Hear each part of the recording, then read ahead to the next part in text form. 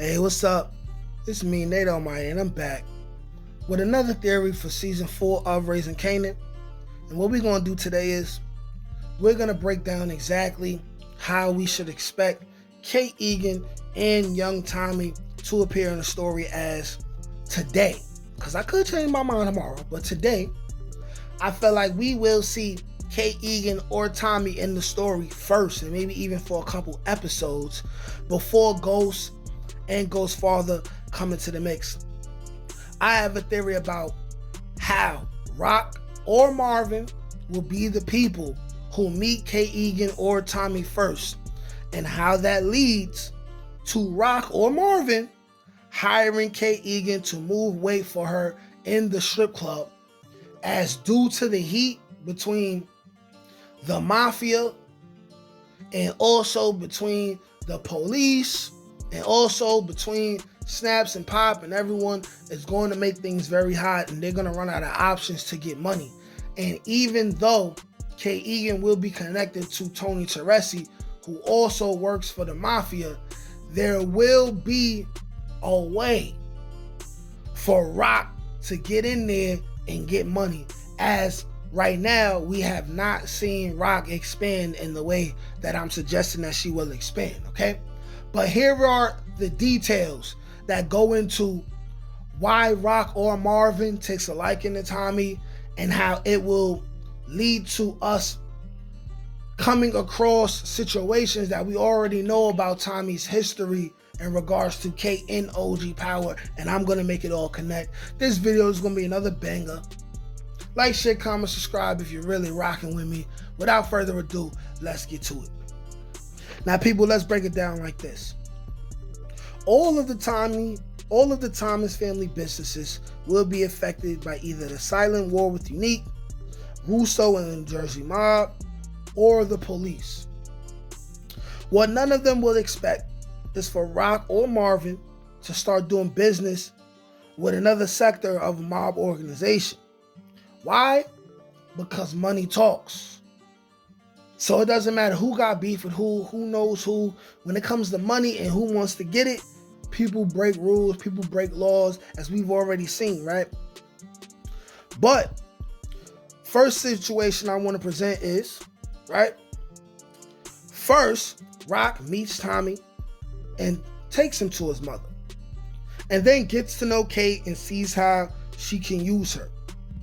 Now, what I'm presenting for the scenario is, because we already seen the clue that Tommy was already starting to tag up the streets of Queens, Rock could easily catch Tommy tagging up, right, all over her property, all over whatever businesses she got going on.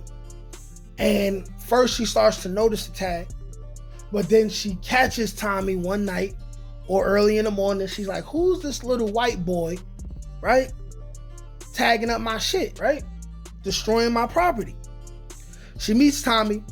Of course, she doesn't harm children. So she grabs him by his ear or something, grabs him by his hoodie, and she says, hey, little nigga, where's your mother, right? Where's your mother? Where do you live? Now, either he says, no one's at home, my mother's at work, meaning she's at the strip club at the time, or she's at home, or maybe she's not home, but she ends up going home, right? Going to Tommy's house. She meets Kate there, right? They're gonna be around the same age, right? For some reason, there's something about Kate that Rock likes, okay? Right? Some reason. Then she's gonna find out where she works at. She's also gonna find out that, Kate is using a little bit, and she's gonna say, I could work with this. And that's how it goes with Rock as far as Tommy. But for the story, it would be more compelling, right, if they use Marvin instead of Rock. And I'm gonna explain why, okay? It could start with Uncle Marvin, who catches Tommy tagging up after Rock tells Marvin, yo, some little stupid kids, they keep tagging up their name all over my building, this, that, and the third, right? Right? Now, Marvin happens to be outside. He catches Tommy tagging or stealing from their property, right?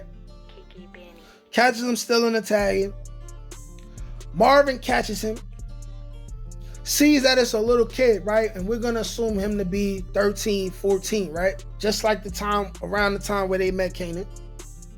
And he has pity for the young man, right? Because he sees, yo, this is a young little white boy out here by himself, right? Marvin and Tommy already share many of the same qualities, such as their love for family and how hard they go for family, and their love of food, and being betrayed by their own people, or being viewed as the little homie by their own people, right? When we talk about Rock in regards to Marvin and Ghost in regards to Tommy, okay? And Marvin will also relate to Tommy because he had to raise his siblings on his own because their parents were always out as well, right? So Marvin takes a liking to Tommy, and probably when he sees that Tommy is out by himself and he's like, it's probably a late night and he's like, oh, my mom's not home. That's why I'm outside, duh. Marvin to say something like, okay, well, let's get a bite to eat. Let me talk to you, little man, right? Calling him little man and everything. And thus, we have Marvin who takes Tommy to the little food place that they used to go to in season 1, right? Right.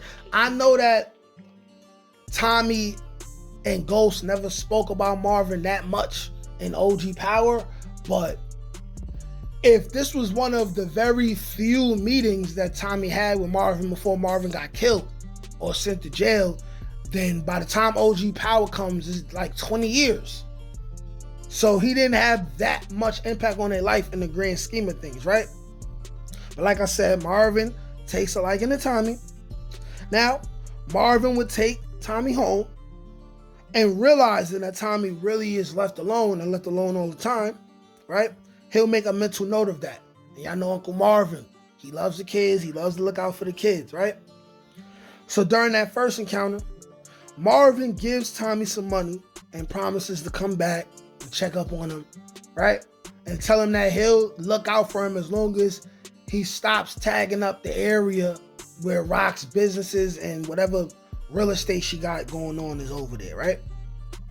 He will later return before Kate's shift, and he will run into Kate while attempting to bring Tommy some food for the night, right? They'll start talking, and Marvin will find Kate Egan reasonably likable, but he'll also be Marvin. He's gonna be like, yo, why you keep leaving this kid? This, that, and the third. This your family. You don't turn back on your family. You know, the whole Marvin spiel, right? Right?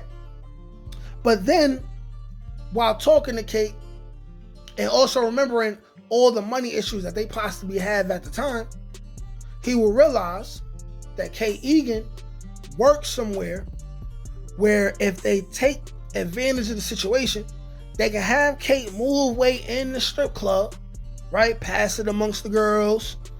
They can sell to the girls that's there and whatever clientele that comes there, and they get the money. And as long as she keeps it a secret as to who's giving her the product, everything will work out in everybody's favor. Kate Egan to get PC, right? She can leave more money for Tommy, right? Marvin come up with this idea. And then at some point, Marvin tells Tommy what he said all the way back in season 1. Never turn your back on your family. Make sure you take care of your mother. And this is partly what leads to the reason why Tommy starts trying to protect his mother and be her bodyguard during her shifts at the strip club. Boom. Makes sense to me. Y'all let me know what y'all think of this theory. How much of a possibility do you think this is, right?